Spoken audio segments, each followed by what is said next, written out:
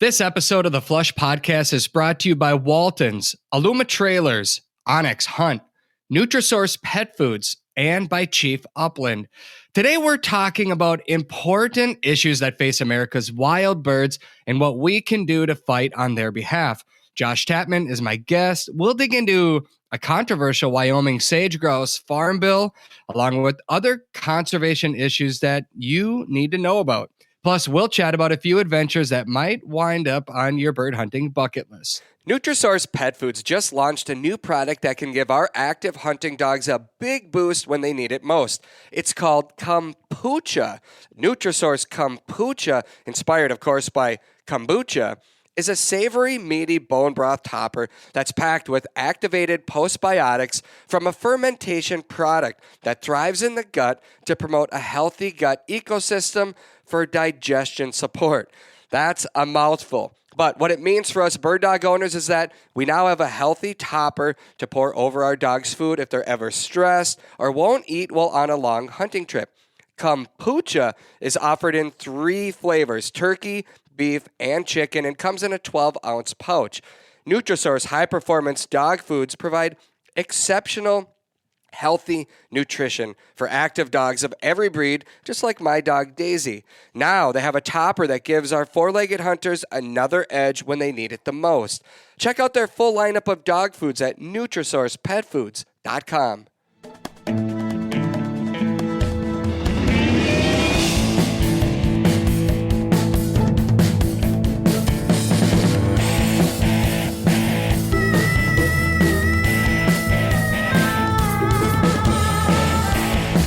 Welcome to another episode of the Flush Podcast. I'm Travis Frank. I'm your host. Brandon Morton, as always, is our producer. Brandon, we are counting down the days to heading to Omaha, and you're coming with. I'm excited about that. How do you feel about going to Pheasant Fest, and have you ever been to one before? Yeah, I'm pretty excited to go out to Pheasant Fest this year, but it is not my first Pheasant Fest. I actually was at one with you, Travis, a couple years ago when we first started the podcast in Minnesota, I believe.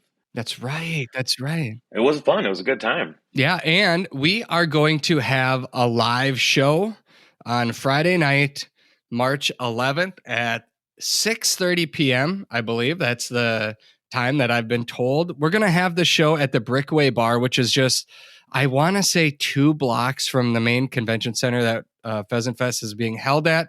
So, Brandon, you've done these live shows before with some of our other podcast hosts. What am I getting myself into here? You're getting yourself into a fun time. Live shows are a blast to do. I do them with some other sports shows. People will be able to ask you questions. We'll have a mic set up. And it's just a fun overall experience to be able to do a show with, listeners of it, and maybe even have a beer with someone. Right on. I'm looking forward to it. I'm hoping that, Pheasant Fest is just kind of like, it's all of us that have the same interest. We all gather. There's the stories that are shared. I usually lose my voice by the end of it. This year, I for surely will, because I'm giving presentations Saturday on the Path to the Upland stage at 11:30. I've talked about it the last couple of weeks about raising a family in the outdoors. I'm excited about that. I'm also emceeing the Saturday night Pheasant Fest banquet. That to me is just like this huge honor, and I'm excited about it. I talked to Bob St. Pierre 2 or 3 days ago, and there are over 1,200 tickets sold for that banquet. So my nerves are already starting. But I think it will be something that someday I'll look back on and say, it's pretty cool. And so I always battle through the fears of anxiety when it comes to these kind of things. Believe it or not, I do get very nervous speaking in front of a lot of people. I think that's human nature. So I'm going to do my best. I know I'll be talking to a lot of you that night, listeners of this podcast, and just diehard upland bird hunters. I'm looking forward to it. So if I make mistakes, I apologize. But then just in our booth too, at our booth, we'll be there Friday, Saturday, Sunday. And over the years, I've met so many of you guys, and it's been so much fun just to hear your stories, share your, about your dogs and the places you've been and things that matter to you and things that you think we can do better or that you enjoy. And I want to keep that coming, because without your input, without the input of everybody that listens to the show, I don't know if I'm talking about things that matter to you. So that open dialogue is just really something that I appreciate, and I look forward to that. So please come out to the Brickway Bar and join us Friday night. We're looking forward to that. I will also mention Pheasants Forever does have a Friday night banquet going on as well. And if you haven't already signed up for that, it means you won't be joining us, and that's okay. But there's, a big banquet on Friday night, and then the massive one is Saturday night as well. So you will learn more about that on the Pheasants Forever website. Wherever you go, you're hopefully going to have a great time if you join us. It's the biggest upland bird hunting party in the world, and we're counting down the days. It'll be here, and just I feel like I'll go to sleep and we'll be in Omaha.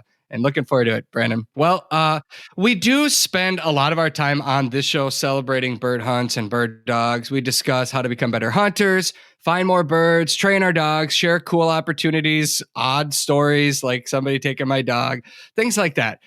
We discuss the importance of our role on the landscape from time to time, but I don't think a lot of us, I don't think we fully understand how important each one of us are in the big hunting picture, or how much of a difference each one of us can really make, which is why I'm excited to have Josh Tatman on the show today, because conservation is extremely important to Josh's life. And we have a lot of important topics to cover. So Josh, I appreciate you taking the time today. I know you have a lot of amazing stories that you can share and adventures that you've been on, but you ready to just jump right in and do the heavy lifting and get into the conservation issues? Let's do it, Travis. And thanks for having me on. Yep. Before we jump in, I guess I just want to say, Josh, you live in Wyoming. What part of Wyoming do you live in? I live in north central Wyoming. Okay. Yep. How long have you been a bird hunter? I started bird hunting in high school, kind of casually. I grew up in a family that didn't hunt. So it's kind of an adult onset hunter, as they say. And I kind of got into bird hunting more seriously, kind of in my college years, I guess. Yeah. So Gotcha. where we live in Wyoming now, I've lived here about 15 years and have bird hunted quite a bit over that time. Gotcha. And I have hunted in Wyoming one time. I wish I could say 100, because it's just in my opinion, one of the most underrated upland bird hunting states. Just the amount of public land, the resource that exists out there. I don't think a lot of people necessarily consider it a destination, but you obviously know how great it is. And just the variety of birds out there. But you also know how important our role is on the landscape out there, which is what we're going to get into. Let's specifically jump right into the discussion about a current sage grouse farm bill, SF 61. Josh, can you explain what this bill is and why it matters so much for the future of America's upland birds? Absolutely. So, first off, I'm not a legislator. Yep. I'm not a biologist. So, basically, my familiarity with these topics are just through my own interest. With that disclaimer, Senate Bill 51 that's in the Wyoming State Legislature for consideration right now is a bill that eliminates a sunset period on a previous bill. Now, that previous bill a few years ago authorized the establishment of an experimental sage grouse bird farm. This bird farm is also located in north central Wyoming and is operated as a private enterprise. Although, from what I understand, a lot of the funding for the sage grouse work is coming through a nonprofit. So for people that don't know, sage grouse are on the decline. They are one of the more at-risk native grouse species on the continent. Mm-hmm. And they have long been a concern for conservation from all fronts, because kind of the big fear is that sage grouse will be listed as threatened on the endangered species list, which will have kind of a catastrophic snowball effect on the lives of people in the West, from people who are in energy extraction to obviously people who are in conservation, recreation, etc. So that's why sage grouse are first and foremost. First and foremost, when people talk about upland birds in Wyoming, so this game farm, the thought, the way I understand it, is that they'll establish a way to raise sage grouse in captivity in order to bolster wild bird populations, much like you would see at a put and take pheasant operation in the Dakotas, where you've got some wild birds, but then those populations are augmented by releasing pen-raised birds, right? So same kind of idea, which at first glance, it's like, hey, that's not a bad idea. Yeah, just throw a bunch of nice birds out there, add to the population, right? Yep. But then when you start to dig into it deeper, it maybe isn't such a great idea. The most obvious reason being that pen-raised birds have a very low survivorship rate. I've heard it's in the single percentage points of birds, regardless of the game bird that we're talking about here, but pheasants probably being the most common. But like, let's say 5% of pen-raised pheasants released into the wild survive in the wild long enough to make it to the next breeding season. That's obviously extremely low. So the scale of production that you'd have in order to kick enough sage grouse out in the landscape to make a difference would be pretty notable. Well, I read a number, Josh, and I think it's a recent number based on this particular game farm or this bird farm that opened up here, that it is like less than, I think, out of a couple hundred birds, only 2 survived to live a year. 1 survived to breed, I think was the correct number. Yep, those numbers sound right from their first rounds at that facility. So yeah, the feasibility of it comes into question immediately. The project does not have the support of a lot of the scientific community. These are people who are literally dedicate their lives to understanding and preserving sage grouse, both because of the feasibility and because of the big looming question of, do we really want pen-raised sage grouse?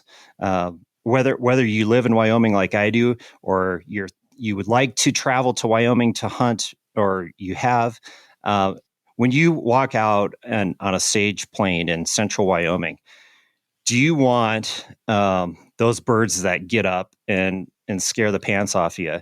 Do you want those to be pen-raised birds, or do you want those to be wild birds that are naturally part of that landscape? And I think virtually every hunter would say, we want them to be wild birds. If we want to shoot pen-raised birds, we can stay in Illinois or Missouri or whatever and shoot pen-raised pheasants, right?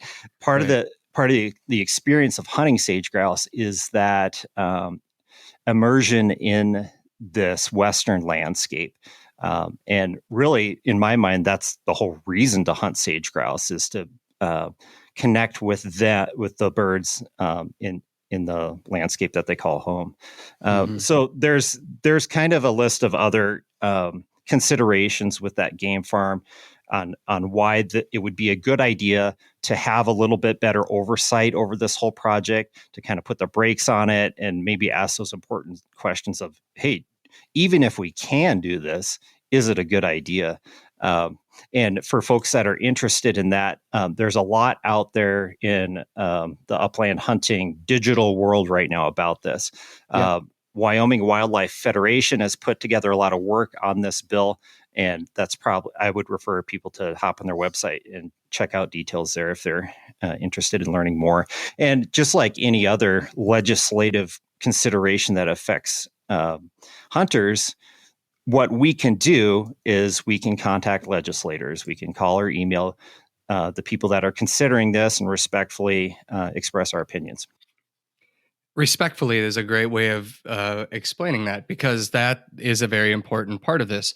We, each one of us, you, me, Brandon, if you want to, anybody listening right now can have a voice in this particular bill.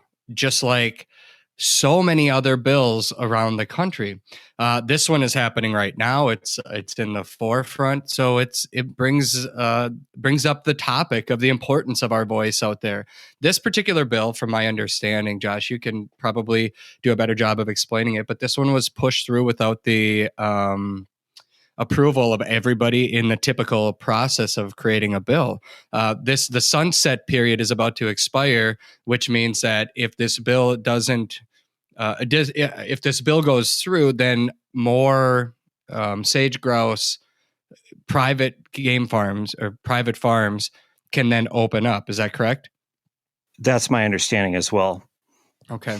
And Now, it's worth noting too at this point, the people working in the game farm are collecting wild sage grouse eggs out of the wild in order to try to hatch in the controlled environment, which obviously has potential impacts on actual wild populations. correct. So. Yeah. And most people that would not be familiar with this bird would say, hey, we're trying something. People are trying something, right? But I think the reality is that the bird itself, well, in Wyoming, I believe the number is 38% of the wild sage grouse population in the world lives in Wyoming. So that's why this is such a big topic for you guys, is because you house nearly half of the world's sage grouse population. And so a lot of people are looking at you. You still do have a hunting season for these birds, which is so critical because there's a lot of ramifications for if this bird goes on the endangered species list, we can't hunt them, then oil becomes a big topic, right? Oil is probably one of the largest players in this because we're not talking about a bird that is being hunted, over harvested that way. We're just talking about a bird that is losing the habitat that they need, and they need a huge area to survive. What is their home range, Josh? From what I understand, it can vary quite a bit depending on the population that you're talking about, and even individual birds. But let's say for a hen, it's several miles away from a lek, which is the location where they dance in the spring. So roughly a couple miles around that lek location is where birds will range. But they have been recorded as ranging much farther. Where I live, there are populations that move from the lowlands dozens of miles up high onto the sides of mountains in the late summer for brood rearing, which is pretty wild. And they've even tracked some birds as going much further than that. Even I believe roughly 100 miles. 97 miles comes to mind, something like that. So they can move a long distance, but they are somewhat tied to a specific location, usually, from my understanding. But kind of coming back to what something you mentioned, Travis, is you mentioned how important it is that there is a hunting season for them. And that's an interesting thought to explore a little further. Hunting seasons for sage grouse have already closed entirely in multiple states. So California, you can't hunt them at all anymore. I believe Washington, you can't. The Dakotas, you can't. There's a handful of other states that still allow them. Most of them have a specific over-the-counter license to hunt sage grouse with a low quota, harvest quota, or bag limit, I should say. And there are a few states where it's a draw, just like if you want to hunt a bull elk or something, you got to put in, see if you get drawn, etc. Wyoming and Montana are the only two states that still have sage grouse on a general bird hunting license. Montana's season is longer than ours here in Wyoming by a couple weeks. Other than that, they're fairly similar in how they manage the bag limits and possession limits and all that. So the thought here is that allowing people to hunt sage grouse creates advocates for sage grouse conservation. Right. And I fully agree with that. How that plays out in practice gets a little messy, though, because we as hunters have the opportunity to conserve these birds and to help towards that. But how we accomplish that can get a little cumbersome. So let's say I live in Missouri and I come out to Wyoming for a bucket list sage grouse hunt. We get into some birds. We have a grand time. We harvest a few. We go home and we think, gosh, that was awesome. I want those birds to remain on that landscape. What can I do to help? And the answer to that question is, well, it's a little tricky. There are multiple organizations out there that a person could donate money to, like Audubon or Wyoming Wildlife Federation, et cetera, that are involved in on the ground conservation work. But if you don't actually live here in Wyoming, outside of potentially traveling specifically to do volunteer conservation field work, which I guess would probably be a pretty great thing to do if someone could swing it. Basically, donations is what you're looking at. And obviously, when people donate to a nonprofit, they want to make sure that as much of their money makes a difference on the ground as possible. So there are organizations that are working on that, but I think that us as hunters, our place is to go out of our way to figure out how to give back. I mean, when you think about the amount of time that we put into planning a hunt, especially a big bucket list trip like that, right?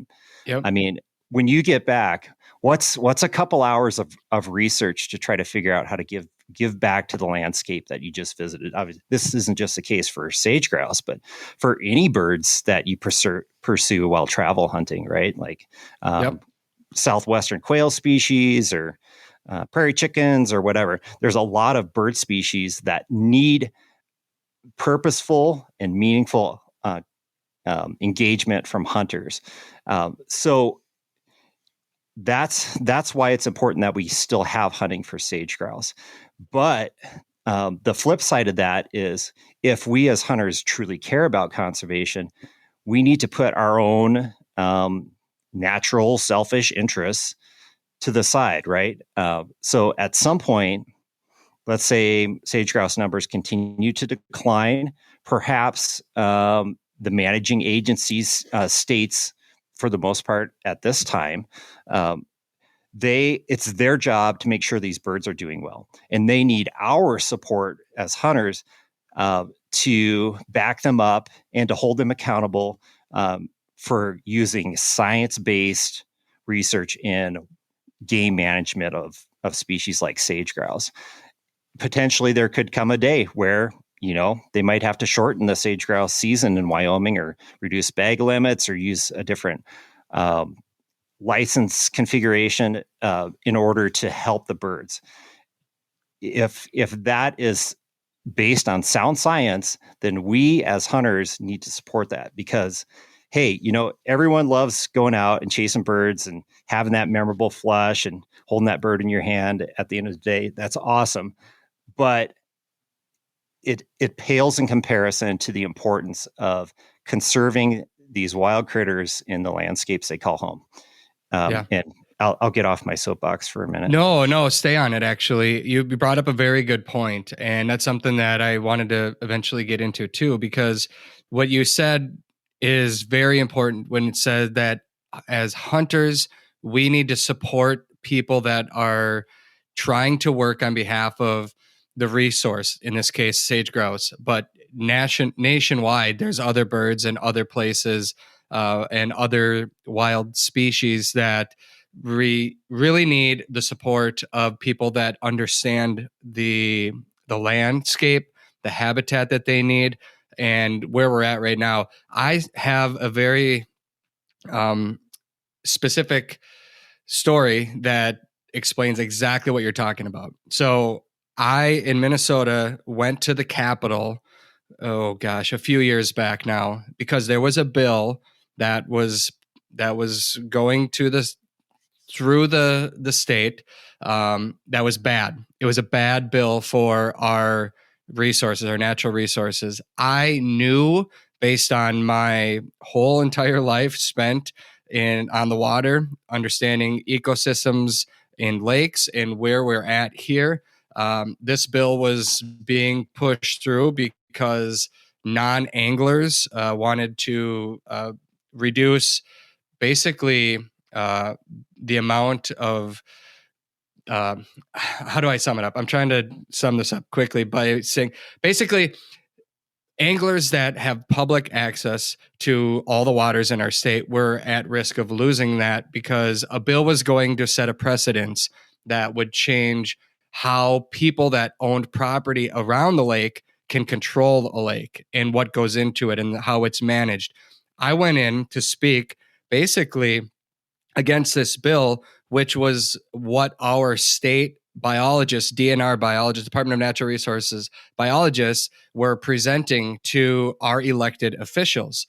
Okay. So I'm sitting at the Capitol.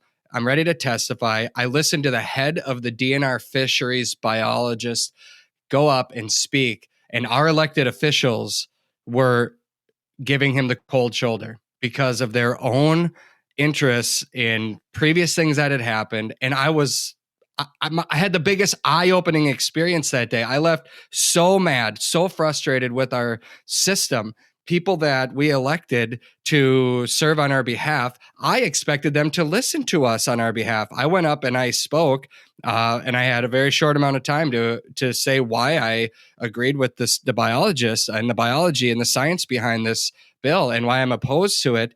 And people did not want to hear it that were up there listening, our elected officials. And then there was an outcry because it got to the point where this thing could pass, and anglers in Minnesota stood up and they called and they called and they called every single one of their elected officials around the state, and it was overwhelming. And finally they killed the bill. They killed the bill. But had we not stood up, had people that cared about it not made their voices heard, that bill would have changed set of precedents for who manages the resource, not millionaires that live on the lake shore that want to control the lake that is public, but taking it out of the hands of the people that are in charge of managing it on behalf of everybody, the resource that everybody can have. So that's just my own personal experience. It was dirty. It was unreal to be in there, but I'm glad I saw it. I'm glad I did it. And I'm glad I stood up for something that I knew, and I knew wasn't right. At the end of the day, that bill did not go through, but I learned a lot there, and I learned how important every single one of us are in the big picture. And that applies to wildlife, fish, conservation, habitat, everything that we care about. If you listen to this podcast, you care about the birds, you care about the land, and you have to care about the habitat, because without the habitat, we don't have the birds. Josh, I read an article on Project Upland's website the other day, and there was one line that jumped out to me that I just, like, when I read it, I was like, yeah, 100%. It said, sage grouse do not have a population problem in Wyoming.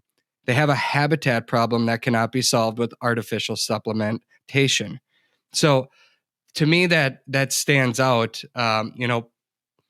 This is just this bill. Big picture, we're talking habitat here. What can we do? What can each one of us do to make a difference? Yeah,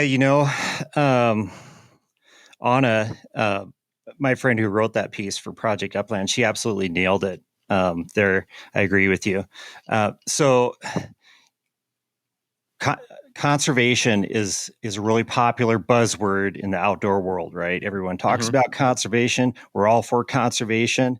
But you're right. Just like when you went to your state legislature to fight that bad bill, actually doing something about it gets a lot harder. It does. Yeah. And okay. So I think of this as like you can have a three-pronged approach, right, to getting involved in conservation. One, you can do it monetarily. You can donate to organizations that you think are doing good stuff on the ground. Two, you can do good stuff on the ground. This might look like volunteering with your local game and fish, or whatever it happens to be called in your individual state. There's other biologists out there doing field work. to help both wild bird populations and other wildlife. And then the third prong is get involved with legislative actions, like you've touched on already. I don't know. I think that if every this might ruffle a few feathers, but hey, it's a bird hunting podcast, right? Yeah.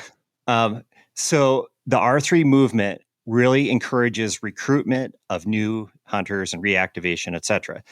I don't disagree with that, but in my mind, if every hunter that is already an active hunter hits on all three of those things that I mentioned, volunteering, monetary donations, and getting involved with legislative actions, we wouldn't need more hunters to fund conservation work. We would the difference that each of us would make would go so much further. And then it really, if you compound that with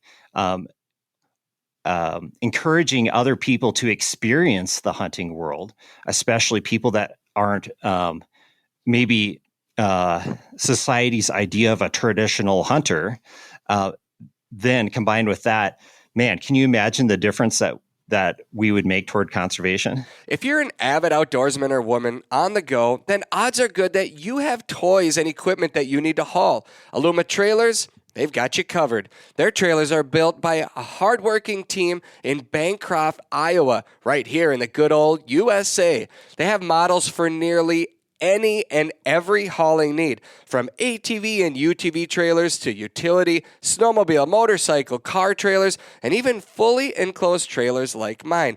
Trust me when I say Aluma Trailers tow gear like a dream. Their trailers are constructed out of lightweight, strong, corrosion-resistant aluminum, and they are 100% maintenance-free. Plus, they come with an industry-best 5-year warranty.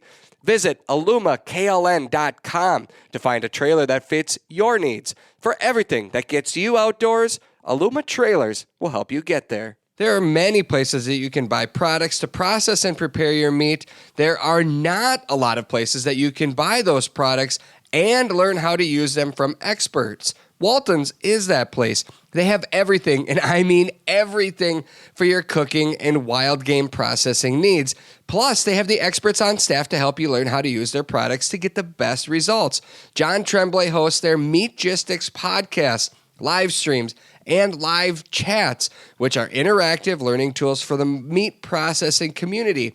From sausage making to smoking, recipes to seasoning, and so much more, they've got you covered. Walton's products ship the same day you order, and while they have nearly every brand you'd ever want to purchase, they also have their own line of Walton's grinders, mixers, stuffers, slicers, vacuum sealers, and so much more. Walton's, they have everything but the meat. What's your take on the landscape out there? What you're seeing now, is it changing drastically in the areas of concern for sage grouse?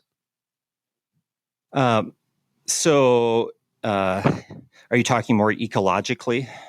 Yeah, I mean we're not talking about an issue with the birds and not having enough of them. We're talking about a habitat issue, right? I mean that's the bottom line across America. So that habitat issue right now, yes, energy development, like you mentioned already, is a big consideration. Urban expansion in both small and larger communities around the West is a consideration. Wildfires are a huge consideration. And that's because while fire was historically very important in replenishing the sagebrush ecosystem and creating a patchwork environment that sage grouse like, now fires burn bigger and hotter because we've tried to put them out for 200 years. Right. And because of that, when they burn, they're more likely to just wipe out entire areas of prime sage grouse habitat. And after they burn, it's likely that invasive species like cheatgrass will come back in and create a monoculture of an invasive species that's not at all habitat for sage grouse. And basically, you're looking at permanent habitat loss under that scenario. So there are some of the organizations I mentioned already. They do work toward trying to prevent the establishment of invasive grass species after fire. That's probably one of the biggest things that I've learned in my research on the sage grouse issue, of things we can do on the ground now to help sage grouse. When a fire burns through, treat that area with herbicide that's specifically targeted towards those invasive grasses, and that allows the native plant species to come back in. That seems so challenging, because my experience hunting sage grouse is that you're in a sea of sage that goes as far as the eye can see.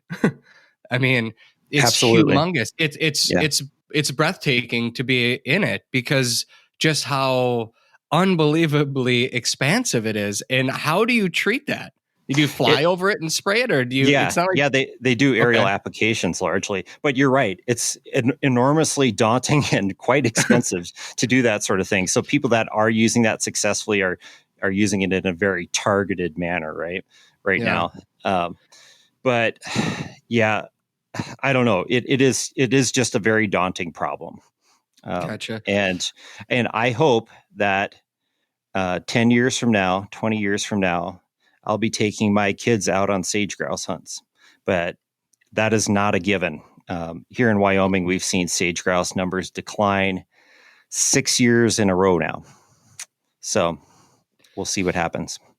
Yeah. Well, obviously, we're not the only ones talking about this right now. To people that say, well, okay, so if maybe there's some hope for this privatized sage grouse farming to put more birds out there, at least they're trying something. Um, is it just a waste of time and money?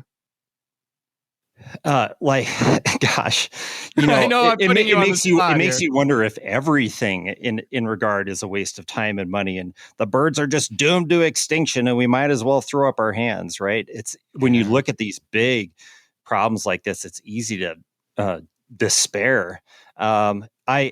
I've got a buddy who's a sage grouse biologist, and I asked him that question one time when we were actually out trapping sage grouse to collar them, to do research on their movements.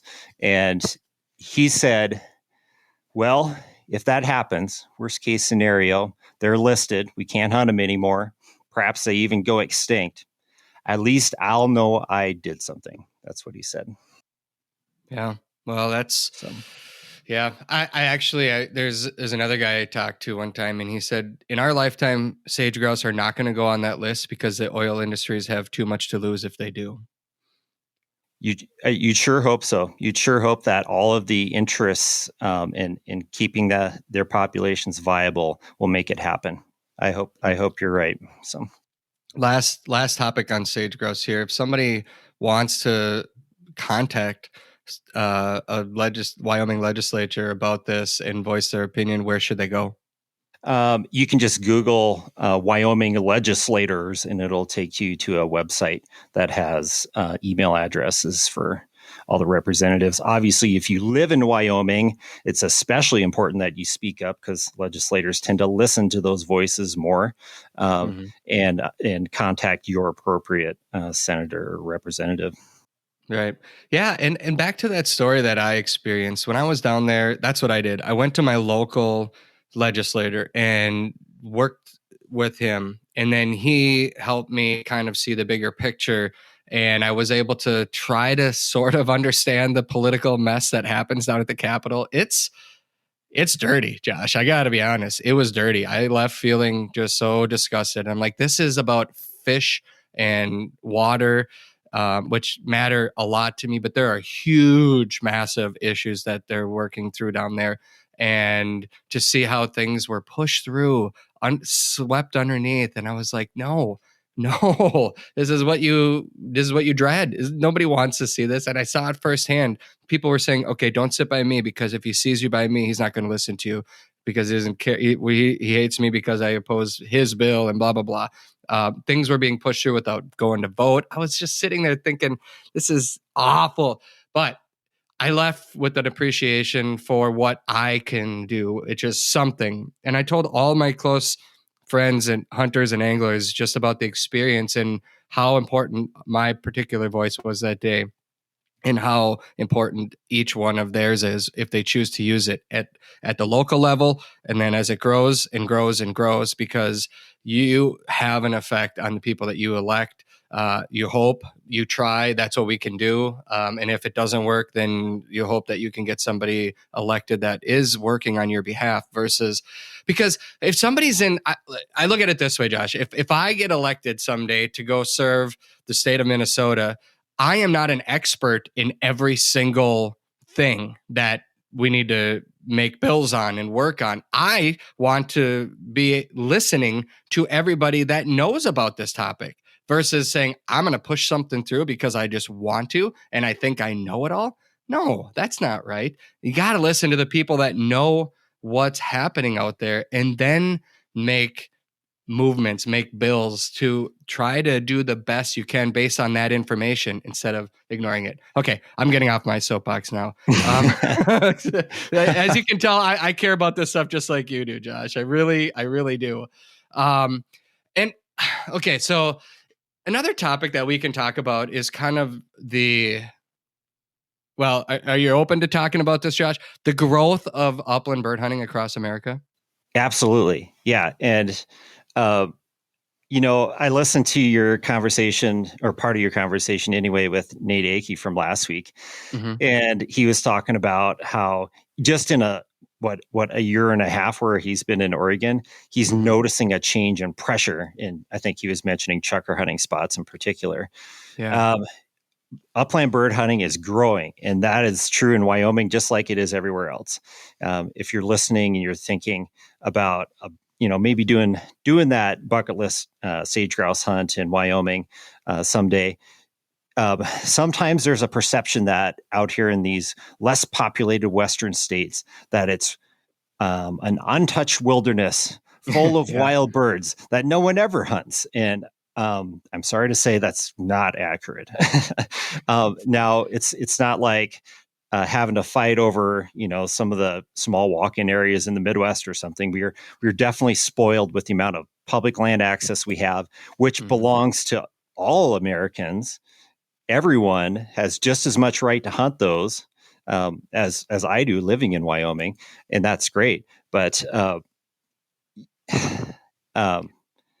sorry, I lost my thought. That's okay. I'll say that I'm guilty of saying exactly what you just said, because I literally last week, I'm like, I've been out there and I don't see anybody, and so I am just like, I'm spending such a small fraction of the season, and I'm seeing such a small fraction of what's out there. And I'm speaking from my perspective, because like I've got some WMAs here near my place in Minnesota, and it would, I mean, like the amount of pressure that we see on some of our small public properties here, I feel like you would, in some of these areas out west, you're talking hundreds of thousands of acres. Absolutely. And, absolutely. And I question sometimes, are you seeing this? Like if I have 500 people walk through that 40 acre, if we have 500 hunters walk through that 40 acre section in a season, and if you have 500 walk through that 250,000 acre section, like, is that comparable? Yes. I don't know. It's absolutely, it's not, it's different. And I totally get that we're spoiled out here, and I fully acknowledge that. But bird populations out here are not like they are in the Midwest, where, carrying capacity is largely determined by management of landscapes that have been mostly used for agriculture production for a long time. So out here, landscapes are less modified and much drier. That's a big factor in limiting carrying capacity. So you tend to have these, regardless of what bird species you're talking about, which we should probably touch on that briefly too, of what's out here. regardless of the species, you'll find these little patches of ideal habitat that have good bird numbers and a whole lot of less ideal habitat in between that's got no birds. And that's especially the case in drier years like we've had the last couple of years. So that tends to concentrate hunters on smaller areas. Yeah, you might be able to hunt, 10 square miles, but the birds might be on a quarter mile of that, and so people that are both able to recognize good habitat or already know it's a good spot tend to concentrate on those areas. So to give you more objective observations about this, when I started hunting chukar roughly 5 or 6 years ago, I would rarely see another chukar hunter in the field, like maybe one per outing. This last season, I saw another chukar hunter every time I went out except for one day. And on several of those days, I'd see multiple parties, like several vehicles parked in the same general area. And it's like, yeah, maybe that's not a big deal. You got 3 pickups parked in an area that's maybe a square mile or a couple square miles. Well, when you consider there might only be, I don't know, 4 or 5 coveys of chukar in that area, that's actually kind of crowded. So you can absolutely still find areas where you can have solitude, where you can walk all day, find birds, and have plenty of elbow room. But it is getting to where you do have to work a little bit harder to do that. If you just go to the places that are well known as having good bird populations, and especially if they have easy access, you can pretty well figure on having some company now. And some species, that being more the case with others, I would say chukar. I've noticed that increase, blue grouse for sure, and maybe Hungarian partridge as well. I've noticed more people are going out of their way to pursue those. So. Well, and I think when we start talking about traveling bird hunters too, when people go, let's say you hunt, I don't know how many days a year. I know it's quite a bit, but your idea of a successful day might be completely different to somebody who traveled, 1,500 miles to go and experience this hunt. And what are you still there, Josh? I am. Okay, gotcha. I heard a little something. I didn't know if I lost you. What somebody who travels that far might think is a great day could be a limit. Like it has to be a limit. So they're taking more. They might be not really considering what effect they might have on a particular covey of birds. And especially if they're traveling with a bunch of buddies, right? Right. Because right. So if a covey of... Sorry. Yeah. No, I was going to say if a covey of 8 to 10 birds get up and you're able to follow it and get multiple flushes on a particular covey, the effect that a single group of hunters can have on birds surviving is crucial. It's big. I mean, it's something that as hunters, everybody should really consider what their take or what their shot is doing on that bird and that covey, because it's not like pheasants around the Midwest. It's different out there in the mountains. It absolutely is. And I fully agree with you. In theory, one party of people bumping one covey of, let's say, Hungarian partridge or chukar could wipe out that covey in one hunt, potentially.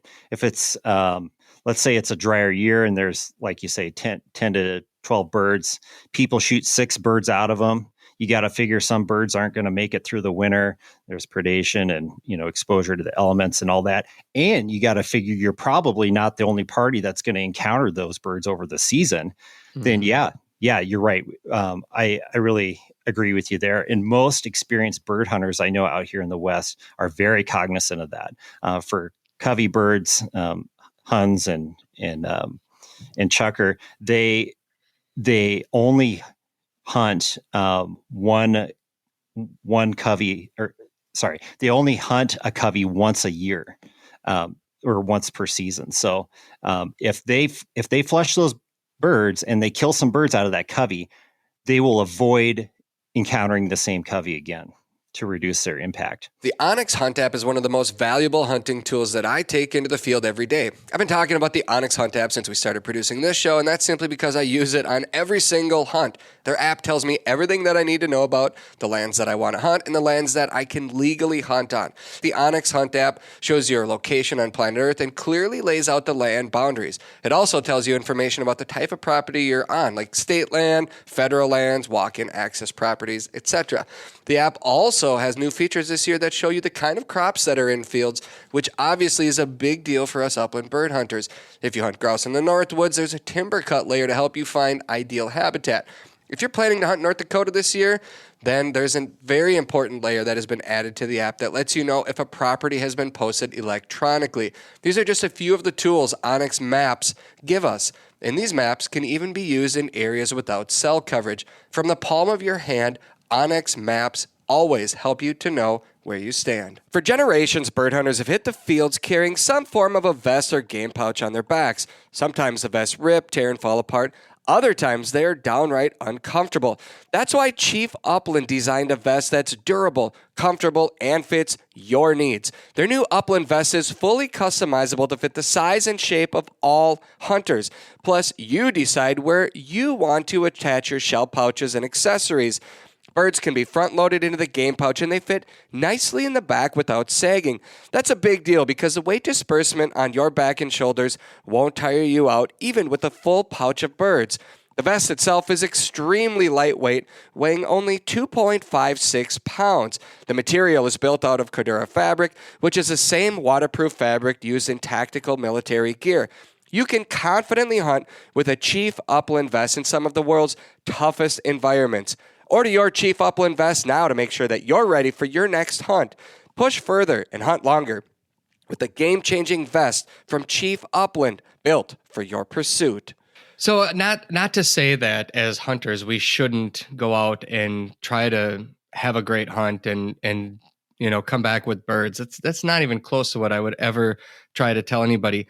I think it's important for us. I mean, if you're listening to this podcast, you probably have hunted for a while. Or maybe you're learning to hunt now, but we all have a role out there. And as we're walking, if we see it, and this applies to quail in quail country too. It's the same thing. Covey birds, they need each other to survive. So you can't take too many out of a covey without having a realistic impact on them.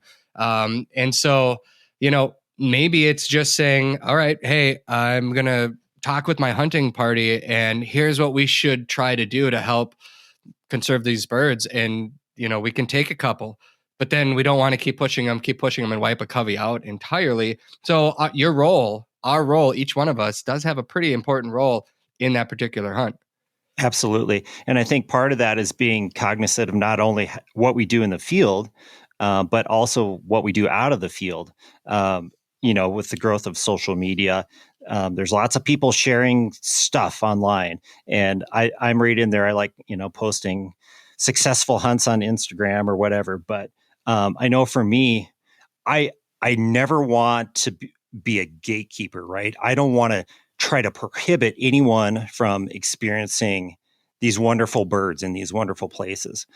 But because I care about those wonderful birds in those wonderful places, I'm also not going to just gossip about them or tell anyone, hey, go hunt this spot. It's a good spot. Mm-hmm. I'm going to be really discerning about who I tell about a specific bird spot. And in fact, kind of my rule of thumb is I don't tell anybody any bird spots for the most part. If someone wants to experience a bird spot, I will go hunt it with them because I know that when I hunt that spot with that person, then they are vested in choosing actions that conserve that resource, just like me. Whereas if I just tell whoever, then, next thing you know, it's Friday night at the bar and everybody in town knows about that spot. It can spread really quickly, obviously.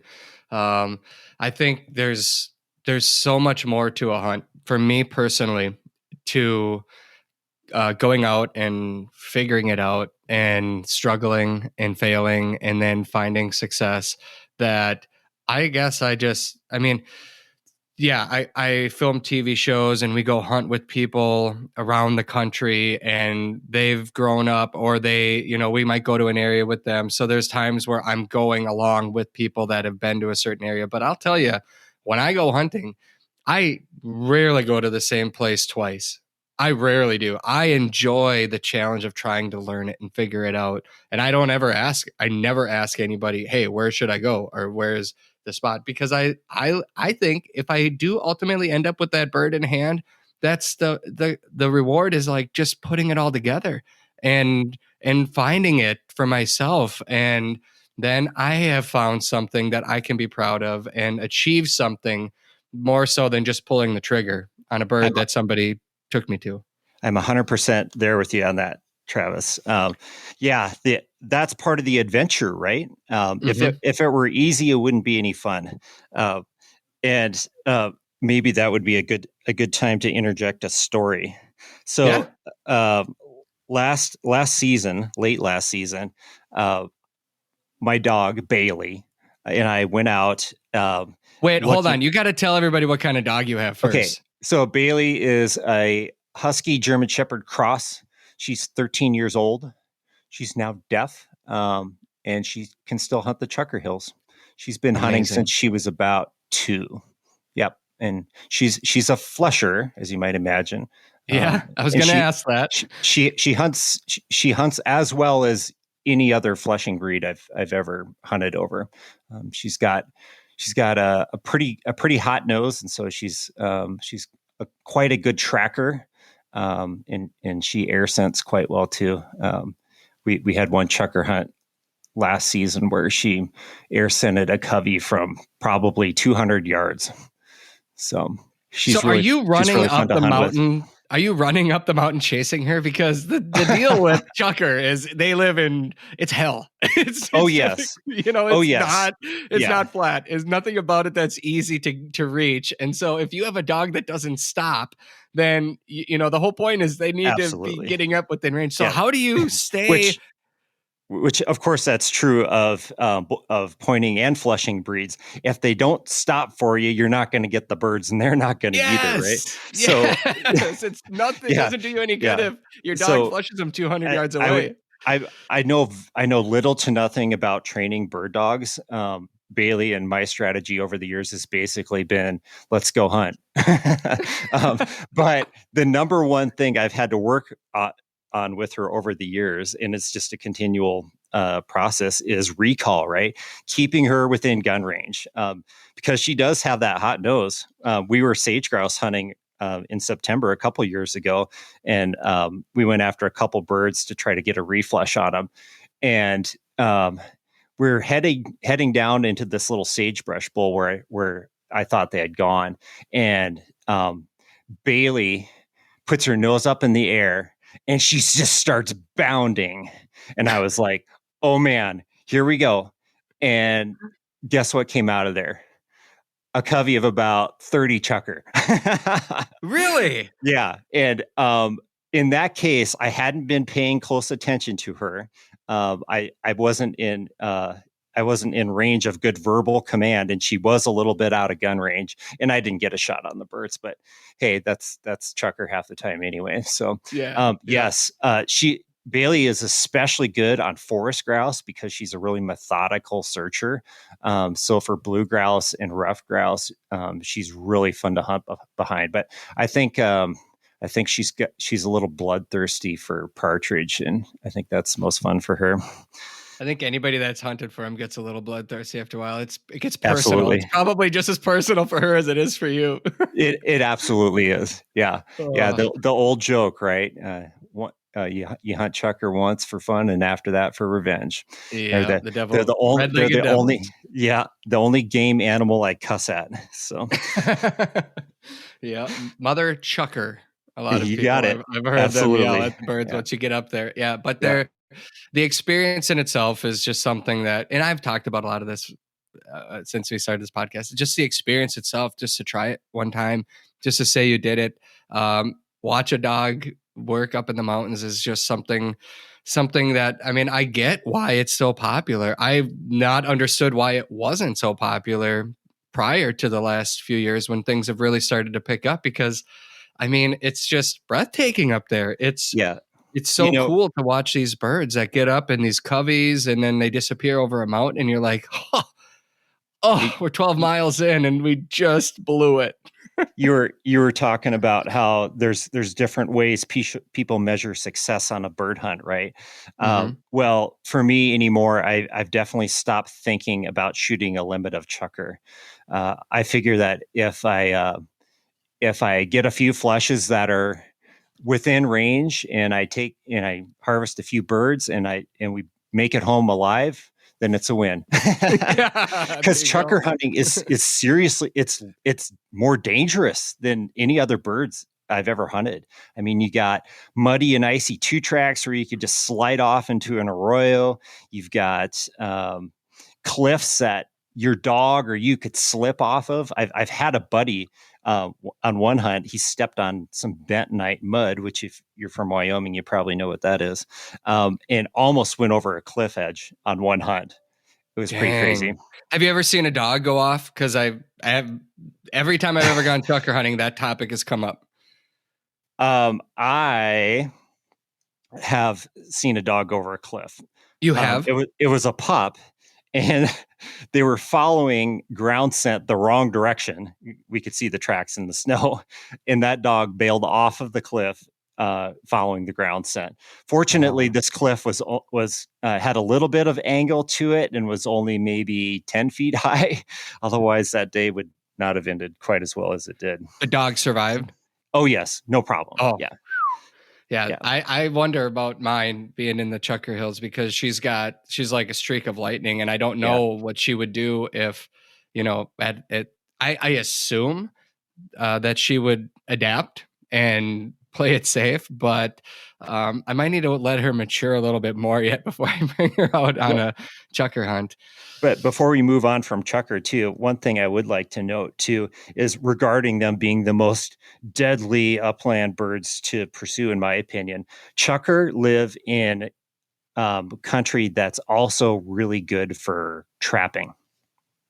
So if anyone's traveling to chukar country to hunt, they should absolutely know how to release their dog from leg hold traps and release their dog from snare traps, which can be deadly. Yeah. Mm-hmm. I personally haven't run into conibears out here, but I guess depending on where you are, you could potentially. Yeah. Fence lines, that's more common. We actually, my buddy Dan and I, who I hunt with quite a bit, we actually encountered some unmarked M44 cyanide bombs last chukar season. Yes. And what did you do? Basically, his dog barely survived, right? Because his dog was exploded. Oh, it did not, fortunately. But his dog was in front of us, where you want your dog. And I was, and fortunately, this is Lefty. He's a wire hair. He's a German wire hair, excuse me. And he was maybe 10 yards in front of us at that point. I saw him on the ground and knew what they were and freaked out. Dan figured it was important that I was freaking out. So he freaks out, and Lefty listened to us and came back. Otherwise, he easily could have just trotted right over there and bit one and been dead. So what did you do then? In that case, I knew a little bit about M44s. They're legal to use in Wyoming on private land and some public land in some circumstances. But the fact that they weren't marked at the location, I knew that was not legal. And so I contacted the land manager about that, and they looked into it. Hopefully they rectified the issue so some bird hunter doesn't not get lucky, right? Yeah. I think, when you go on a true adventure like that, I mean, a lot of Americans go on a pheasant hunt or a quail hunt, and typically you're going on a pretty calm walk. You might get a little hilly and stuff, but when you start getting way out there into the mountains and places that you could really hurt yourself. And if you do, you have to be prepared to get yourself out. I'm sure you probably have an escape plan every time. You probably have a lot of tools that you take with in case something bad would happen. Do you have a button you could press that if you don't have signal, somebody knows where you're at and can find your location? All that stuff does exist, and it's stuff that should be considered before you go on that kind of an adventure. Absolutely. So the rest of that day, after we narrowly averted the cyanide bombs, we hiked into this area we had never hunted. It was just an area I had found on Google Earth that I thought looked promising. We hiked in there, and we found a few bird tracks and got up in this little side canyon. And I started to see some chukar tracks in some sand dunes, which told me that they were very fresh, right? And so we're all on edge because we think birds are close and the dogs are getting birdie. And then probably 15 birds, wild flush in front of us, maybe let's say 50 yards up. And so I say, Dan, birds. And so we hustle to try to get up to them, which I know you know this because you've hunted chukar, but you got to be willing to hustle if you want to harvest chukar. You might get a few to hold tight and play nice, but you got to be willing to put in some effort for the most part, right? Yep. And so we're trotting up there to get a little closer to this covey, and then they flush again, and it's a bigger group. It's like, let's say 30 birds, pretty big covey of chukar. They all flush out of range except for one bird, and Dan and I both take shots on it and drop it. The dogs run over there. And when we shoot, the rest of the covey goes up, and it's another 30 birds. So like 60 birds in a covey, and the entire sky above us is just filled with chukar flushing over our heads as we stand there with empty guns and our mouths open. And so that, I mean, that's hunting in the Wild West, right? You have some dangers that you absolutely need to be cognizant of, but then you have those moments that are just such a reward. And of course, there were so many birds in that area that Dan and I both easily shot our limit within an hour after that initial flush. But wow. Sometimes I wonder if when I'm an old man, how many of these hunts I'll really remember, but I'm pretty sure I'll remember that one. Well, yeah, I mean, and had you not even taken a limit after that, I bet you just that one flush sequence would stick with you. I remember moments like that from adventures I've been on, and I whiffed multiple times and came back with nothing. I was like, that was incredible. I mean, absolutely. I know chukar hunting, I've chukar hunted in a few different states now, but the ptarmigan hunt I went on this past hunting season took that to another level because you're in very similar terrain, but the extremes go a lot more. I mean, we had lightning come in, and you can't mess around with lightning when you're at 14,000 feet. And then at 14,000 feet, you can't breathe. You just cannot breathe like you can at 7, 8, 9,000, 10,000 feet. Some of these other elevations. You just want to lay down and take a nap, right? Yeah, everything was, you had to, like, all right, we're going to get to here, then we'll stop. We'll get to here, then we'll stop. Like, here's little mini goals. You hit many milestones, and then you celebrate those, and then you keep moving on. But yeah, I enjoy the adventure. And we started this conversation today talking about the conservation side of it. Are there any conservation concerns in your mind when it comes to chukar? Frankly, no, not really. Oh, good. Well, we have positivity then. Yes, we should end right now. Okay, yeah, right. You know what's bad for sage grouse is a lot of really extreme drought and a lot of cheatgrass expansion. You know what chukar like? Cheatgrass. Yeah. I do know that. And although they do need, some moisture too. And frankly, I'm less concerned about them personally. This is just my personal view. I'm less concerned about them from a conservation standpoint because they are an exotic species. That we Europeans brought them in and released them into the wild for our hunting entertainment, basically. And they have a place in that space, despite the way they got there. But I'm less concerned about that compared to conserving the native grouse species. Plus, they're just jerks. They're just They are. jerks. Too. They've got it coming, maybe. Um, Uh, so yeah. native grouse. So this is kind of interesting in Wyoming. Everyone knows Wyoming is the place to go, or at least one of the main places to go to hunt sage grouse. But we actually, at least historically, had 6 native grouse species. So we had white-tailed ptarmigan in the mountains of southeast Wyoming historically, but they were extirpated a long time ago. There's also spruce grouse in far western Yellowstone Park, which can't hunt there anyway. So there's the 4 other species that remain that you can hunt. You can hunt sharptails, which are kind of in the eastern third of the state. You can hunt blue grouse or dusky grouse, if you like. Yeah. What do you I mean, they're duskies, right? They're not blues anymore. Well, blue grouse means dusky or sooty grouse, which were split into different species. I want to say, what is that, like 20 years ago now? Something like that. I do get them confused because I'm not around them enough that I forget which one it's sooty. Is that more northwest of you then? Correct. Yeah. So sooties are like in the northwest coast states in the mountains over there, whereas the Rocky Mountain states have duskies. But and they do look a little bit different, but then within those, there's actually multiple subspecies. Here in Wyoming, southern Wyoming has your typical dusky grouse that have a gray band on the tip of the tails, the tail feathers. Whereas northern Wyoming has Richardson's subspecies of dusky grouse, of blue grouse. So there's actually quite a bit of variability there genetically. So did you get into blues when you were hunting in Colorado?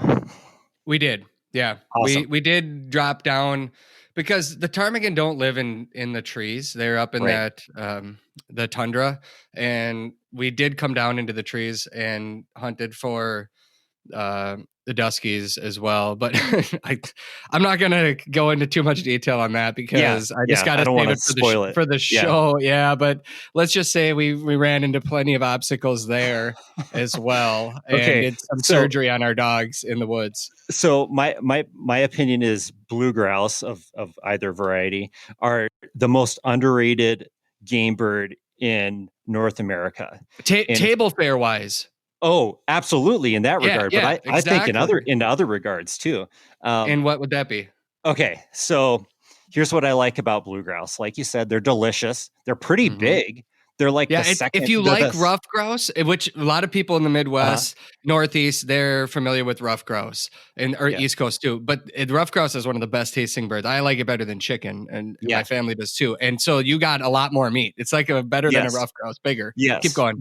The only grouse in North America that's bigger than them is the sage grouse. They're pretty good sized, good eating, lighter colored meat. What I like about hunting them, though, is obviously they live in an amazing place on top of a mountain, right? That's pretty cool to hunt up there. But they're basically whatever you make of them. So some people think that blue grouse are idiots and that they're just way too easy to kill. But those people are generally riding around on a 4-wheeler on a Forest Service road and shooting blue grouse with the 22 on the ground, right? And it's like, well, there's probably a lot of upland or species elk hunters, a lot of elk hunters or mule deer hunters. Incidental, right? Like when you encounter them. So you can make it easy if you want. Like, let's say you're taking your kid out for their first hunt. You want a bird that's maybe, hopefully, just going to sit there for them and let them take a shot at it. Maybe you're hunting with an older family member that needs somewhere where you can just park off of a Forest Service road and go for a nice stroll along a meadow edge or something. They're that, right? You can make them easy. Or if you commit to only shooting at them on the wing, they get a lot harder fast, especially if you're hunting them with a dog. You can make a strong argument that it's actually better to not use a dog hunting blue grouse because they do not like dogs on the ground. They will tolerate humans surprisingly well sometimes. In some cases, you can practically walk right up to them before they'll flush. But with a dog on the ground, that clicks a switch in their in their predator avoidance brain, I guess, and they're out of there. They're going to flush either up into a tree or off of a ridge top as soon as they see that dog, pretty much. So there again, nice to have a dog that will work very close if you're going to hunt blues with the dog. And then when they do flush, they're not the easiest bird in the world to hit. Not for me anyway. They are a lot like shooting at a rough grouse. You know, they'll be kind of zipping through the timber where you'll get those brief little pictures of the bird in between the trees, and you got to time your shot to take the bird down. And they're kind of a little bit like chukar too, in that they like to be up on higher landforms and then use the landform to sail off down to safety. And I don't know. I think that if a bird hunter commits to shooting at blue grouse on the wing, I think they're one of the most fun birds to pursue. Out of the 7 upland species you can hunt in Wyoming, they would probably be the one I would miss the most if I moved somewhere else. I can get that. So, yeah. And the other couple interesting nuggets on that bird that make it a challenge is they actually migrate. People don't realize this, but they migrate up the mountain during the winter months instead of coming down with all the other critters and other birds that migrate down with the snow. So you have to figure out what elevation they are. Sometimes it changes. Absolutely. In a week, you might find a lot of the birds at 8,000 feet, and then all of a sudden they're at 10 or 11, and that's a big difference if you're off by 1,000 feet in elevation. You're not going to get into any birds. I mean, my experience is obviously extremely limited. I want a lot more if I could, but it's a fun bird, no doubt about it. Everything is different when you're hunting for it. If you're a big game hunter and you happen to see them, I mean, I've seen some of the dumbest rough grouse in North America when I've been deer hunting in northern Minnesota. And I mean, you could take them down with a rock, and I've seen them in Canada too. They don't associate me with danger. They just kind of let me walk by and I go about my business. And I guess, the blues or the duskies are very similar in that too. Let's wrap it up on more high notes here, Josh. Sure. If you were going to plan just like your dream bird hunting venture, maybe it's fishing. I know you trout fish a lot too. What would that be in Wyoming? Like if somebody wanted to experience something, just their once in a lifetime trip, would you mind sharing something that you have experienced that would be pretty fun? You don't have to give a location, but personally, I really like combination adventures, right? Where you're not going just with one specific goal, but you're mixing it up. And there are places in Wyoming that I won't hotspot that you could go and you could catch native cutthroat trout out of a nice little stream. You could put your rod back in your truck, grab your shotgun and your dog, and go for a walk for rough grouse or blue grouse or sage grouse. And then on the same day, you could go visit a Native American rock art site. You could even summit a peak. You could do all of those things in one day in a lot of places in Wyoming. And for me, that's kind of the allure, right? I know. So obviously anyone listening to this podcast will love bird hunting probably. And I do too. I really enjoy it. It's been a lifelong love for me, but I do think it's kind of easy to pigeonhole ourselves into trying to recreate or only seek out one type of experience. And I think that for me personally, the adventures that I've had that are the most fulfilling are the ones where I did kind of break out of that box a little bit and try to experience something different, try a few different things, not just kind of put all my eggs in one basket every time I want to go out and have fun. So. Yeah, no, I like it. I like your style. It's been a real pleasure. I know we covered a lot of issues. We got a little passionate. We got on our soapbox there, both of us, but it matters. And I think we could end on this and just say what your buddy said that's been putting in the work. If it's not there at some point in the future, at least we know we did something. We tried, and I think all of us can have a part. Whether it's on a local level is great. Start at a local level.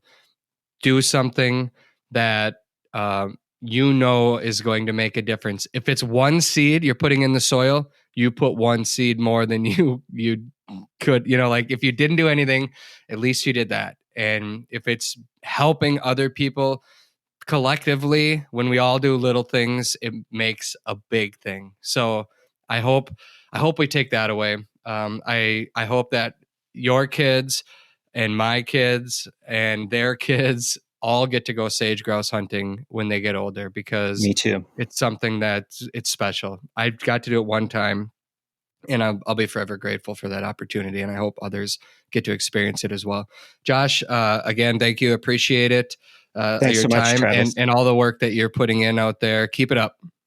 You're making a difference. And I encourage everyone else to do the same. Once again, Pheasant Fest is coming up. We're going to be there. We want to meet you and look forward to that. So I guess that's where I'm going to leave it today. Until next week, we'll be back with another episode. I've got a lot of exciting guests and topics that I'm really looking forward to digging into. So I hope you'll keep coming back. And I hope that if there's something you want to hear us talk about, that you'll reach out to me and let me know what it is that you want me to discuss that is near and dear to your heart and would be enjoyable for you. Because I think if it's enjoyable to you, it's enjoyable to other people that are listening. And that's the goal here with the show. So until next time, I'm Travis Frank, reminding you to take the time to introduce someone new to the field.